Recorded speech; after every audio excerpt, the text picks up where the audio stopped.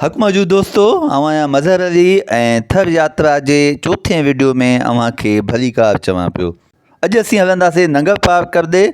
मिठी में राति रहण खां पोइ सुबुह सवेरे उथी मिठी जो हिकु रवायती नाश्तो कयोसीं, बल्कि हिकु थर जो रवायती नाश्तो कयोसीं। अब्दुल मजीद ऐं उनजो भाउ असां सां गॾु आहिनि। उन्हनि जी महिमान नवाज़ी जारी आहे, पर हिन नाश्ते जो बंदोबस्तु कयो आहे इंजीनियर गोवी शंकर। नाश्तो रवायती ऐं सकाफ़ती आहे। नाश्ते करण खां पोइ नगर पार्कर जे रस्ते ते अची वियासीं, जेको ॿिन्ही पासनि खां साओ ऐं साओ आहे। दोस्तो, अॼु आउं तव्हांखे इहो बि ॿुधाईंदुमि त पार्कर नालो कीअं पियो। हीअ असीं जेकॾहिं ॾिसूं त हीअ थर आहे, पर थर सां गॾु पार्कर बि आहे, जंहिंखे गॾु करे चवनि था थर पार्कर। त इहो हिन वीडियो में तव्हां ॼाणे सघंदा त थर सां गॾु पार्कर लफ़्ज़ कीअं आयो।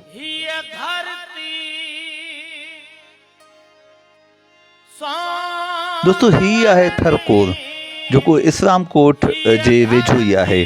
थरकोल जा ही टावर्स आहिनि, जिथे कोयले खे प्रोसेस करण खां पोइ बिजली पैदा थी रही आहे। हीउ हिकु वॾो मनसूबो आहे, जंहिं लाइ इहो चयो थो वञे त थरकोल न सिर्फ़ु थर खे बदिलींदो, पर ही पूरे पाकिस्तान जी क़िस्मत खे बदिलाए छॾींदो। जीतोणीकि थरकोल खे कुझु साल थी चुका आहिनि, पर अॼु ताईं थर जी क़िस्मत न बदिली आहे। अॼु बि थर गुरबत खे मुंहुं ॾेई रहियो आहे। अॼु बि थर जा माण्हू मुश्किल सां 3 वक़्त मानी खाइनि था। अॼु बि हू बुखनि खे ॾिसनि था ऐं अॼु बि हू गुरबत जी ज़िंदगी गुज़ारे रहिया आहिनि।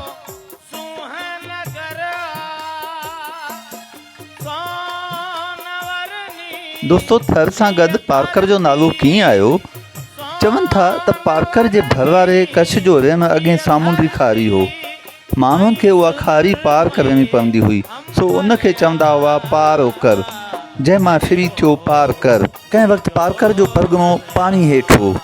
उते भयानक समुंड पियो छोलियूं हणंदो हो, पर वक़्त सां गॾु उहे छोलियूं ख़तमु थी वियूं।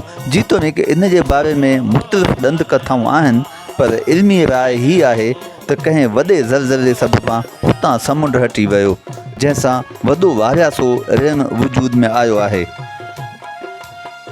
नगर पार्कर तालके जे उत्तर में छाछरो, ओभर में जोधपुर यानी राजस्थान ऐं ओलह में मिठी ऐं ॾखण में कच्छ जो रेम आहे। हीउ तालको उत्तर ॾांहुं वेकिरो ऐं वॾो आहे ऐं ॾखण पासे ज़मीन खाधल अथसि। ओभर ऐं ॾखण पासा रेम खे तमामु वेझा आहिनि, तंहिं करे ॿई पासा लूण ऐं रेम जे पाणीअ करे खाइजी विया आहिनि ऐं विच नंढो थी पियो आहे। नगर पार्कर जे पसगिरदाई वारे 24 मेलनि जे पट खे पार्कर ऐं कंठे वारो भाङो करे चवंदा आहिनि, जंहिंमें नंढियूं टकरियूं आहिनि, ऐं ॿिए हिसे खे तर वारो भाङो करे चवंदा आहिनि, जिते वारीअ जूं भिटूं आहिनि। सॼे तालके जी आबहवा सियारे में सर्द ऐं ऊन्हारे में गर्म रहे थी। भिटनि वांगुरु टकरियूं बि सियारे में ठरनि ऐं ऊन्हारे में वरी गर्म रहनि थियूं।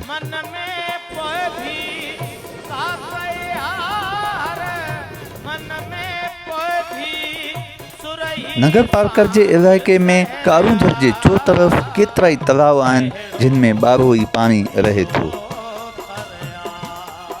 अहिड़ी तरह पार्कर में नंढियूं नंढियूं टकरियूं तमामु घणियूं आहिनि।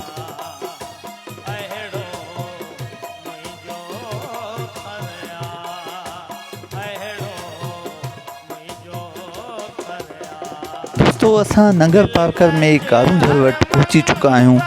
ही जबल नगर पार्कर शहर जे चौफेर गोलाई कतार जी सूरत में ॾखण ऐं ओलहंदे पासे अटकल 16 मेलनि में पखिड़ियल आहे।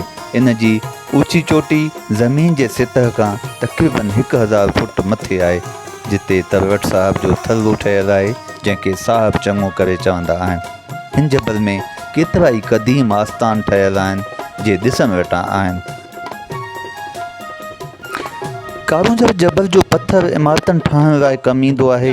जबल मां गगर, माखी, मुख़्तलिफ़ ॿूटियूं, काठियूं वग़ैरह मज़दूर माण्हू जाम आणे विकिरो कंदा आहिनि। तंहिं करे हिते आम चवणी आहे त कारूंझर में रोज़ानो 1.25 सेर सोन पैदा थिए थो, यानी हिन जबल जी एतिरी पैदाइश आहे, जंहिंजी क़ीमत रोज़ानो 1.25 सेर सोन जे बराबरि आहे। हिन जबल में क़िस्म क़िस्म ॿूटियूं पैदा थियनि थियूं, जे हिते जे माण्हुनि लाइ दवा तौरु कमु अचनि थियूं। बरसाति जे मौसम में जबल तां उथाह पानी समुंड जियां वही हलंदो आहे। गोतरो ऐं भटियाणी नदियूं बि हितां निकिरनि थियूं। इहे ॿई नदियूं पाणी सां टुमटार वञी थियो पेठा पर जे इभन में शोर कनि। दोस्तों, उम्मीद त थर यात्रा जो ही चौथो वीडियो बि अव्हांखे पसंदि आयो हूंदो। वरी मिलंदासीं थर यात्रा जे हिकु ॿिए वीडियो में। तेसीं ताईं पंहिंजो रखिजो घणो ख़्यालु। अल्लाह वाही।